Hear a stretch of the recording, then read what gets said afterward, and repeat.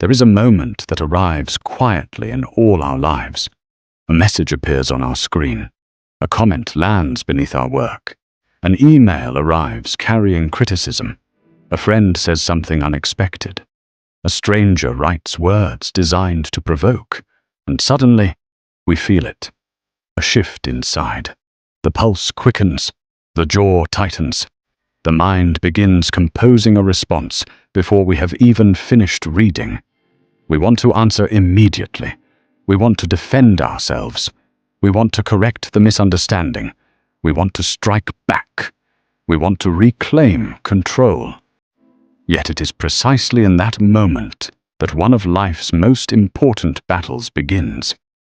Not a battle against another person. Not a battle against circumstances. But a battle within ourselves. Most people never recognize this battle. They react instantly. Emotion takes command. The fingers move faster than wisdom.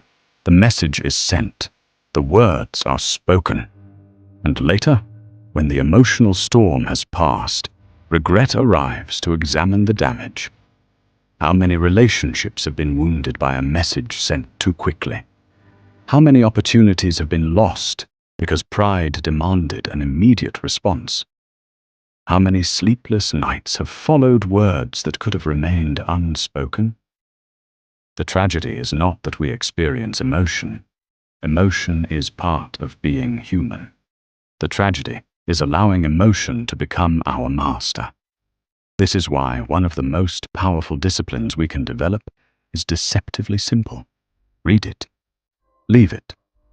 Return later. 3 actions. Simple in appearance, difficult in practice, transformative in consequence. When we first encounter something that disturbs us, we are rarely seeing reality clearly. We are seeing reality through the lens of emotion. Anger magnifies offenses. Fear exaggerates threats. Pride invents insults. Insecurity creates enemies where none exist. The mind becomes a distorted mirror. And anything we do while looking through that mirror is likely to carry the distortion forward. Marcus Aurelius understood this deeply. He wrote, "The soul becomes dyed with the color of its thoughts."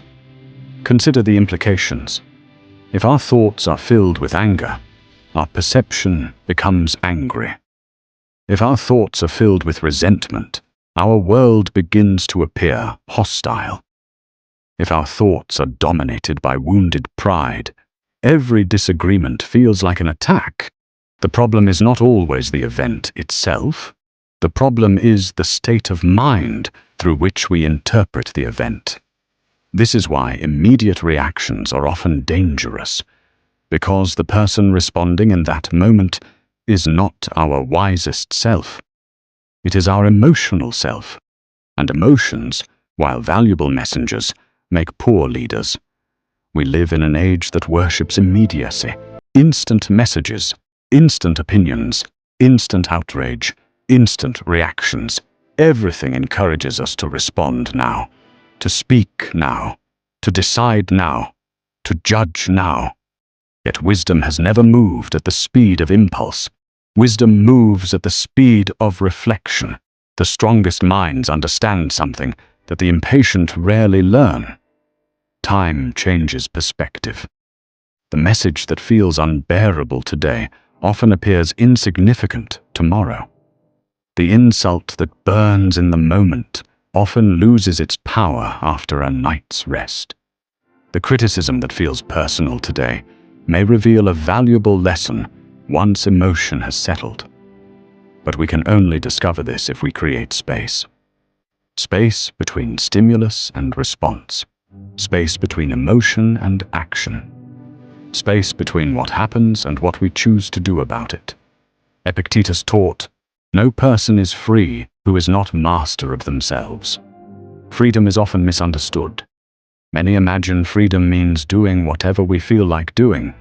But true freedom is something far more profound. True freedom is the ability to choose our response rather than be controlled by our impulses. A person who must react immediately is not free. They are being pulled by emotion. They are being commanded by anger. They are being directed by fear. The truly free individual possesses the ability to pause, to step back, to observe, to wait. And waiting is not weakness. Waiting is power. Because waiting allows wisdom to catch up with emotion. When we read something upsetting and immediately walk away, we are doing something extraordinary. We are refusing to become servants of our first impulse. We are acknowledging a difficult truth. Our first reaction is not always our best reaction. Sometimes the most intelligent response is no response. Sometimes the most courageous response is patience. Sometimes the most powerful response is silence. Seneca warned us repeatedly about the destructive nature of unchecked emotion. He wrote, "The greatest remedy for anger is delay." Delay. Not suppression, not denial. Delay. Because time has a remarkable effect on emotion. What feels urgent often proves unimportant. What feels catastrophic often reveals itself as temporary. What feels offensive often appears trivial from a greater distance. The emotional mind lives in the present moment. The wise mind sees beyond it. That is why we leave it. Not forever. Just long enough for clarity to turn. Long enough for the storm to weaken. Long enough for perspective to emerge. Imagine standing beside a raging river during a storm. The water is muddy, violent, unclear. You cannot see beneath the surface. But if you wait, the water settles. The mud sinks. The current slows. Clarity returns. The mind operates the same way. When emotions surge, our thinking becomes muddy. When emotions settle, wisdom becomes visible again. This is why return later is such an important part of the practice. Because the goal is not avoidance, the goal is clarity. We are not running away from problems. We are refusing to address them from a state of inner chaos. There is a profound difference. The world often celebrates those who react quickly, but history remembers those who responded wisely. The impulsive person may feel powerful in the moment. The disciplined person becomes powerful over a lifetime. Every time we choose patience over impulse, we strengthen something invisible within us: character. And character is built exactly when reacting would be easier. When someone insults us, when someone misunderstands us, when someone questions our worth, when circumstances seem unfair. These moments are opportunities disguised as difficulties, opportunities to practice mastery over ourselves. Marcus Aurelius reminded himself, "You have power over your mind, not outside events." Notice what he does not say. He does not promise control over people. He does not promise control over outcomes. He does not promise control over circumstances. He points us toward the one thing that truly belongs to us, our own mind. And the discipline of read it, leave it, return later, is ultimately about protecting that mind, protecting it from unnecessary turmoil, protecting it from emotional hijacking, protecting it from becoming a battlefield for every passing conflict. Because our attention is precious, our energy is precious, our peace is precious. Too precious to surrender every time someone provokes us. The person who reacts to everything becomes exhausted. The person who pauses becomes resilient.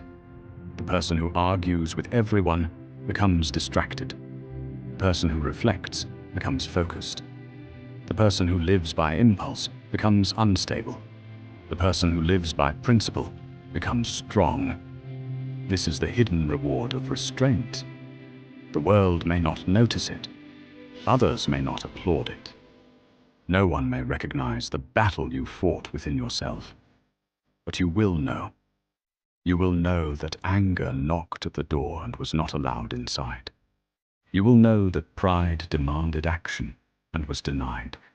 You will know that emotion sought control and failed. And with every small victory, something inside grows stronger, calmer, steadier, more difficult to disturb. Over time, we begin to realize that many situations never required a reaction in the first place. The urgency existed only in our minds. The conflict existed only in our emotions. The battle existed only in our imagination. And by waiting, we were spared from fighting wars that never needed to be fought. This is not passivity. This is mastery. The mastery of understanding that not every feeling deserves action. Not every thought deserves expression. Not every provocation deserves attention. And not every message deserves an immediate reply. So the next time something disturbs your peace, remember, read it, leave it, return later. Let emotion settle. Let perspective return. Let wisdom speak before impulse does. Because in that pause lies one of the greatest powers available to us. The power to remain sovereign over our inner world. The power to choose our response rather than surrender it. The power to act from wisdom instead of emotion. And in a world addicted to reaction, that quiet discipline may be one of the rarest forms of strength.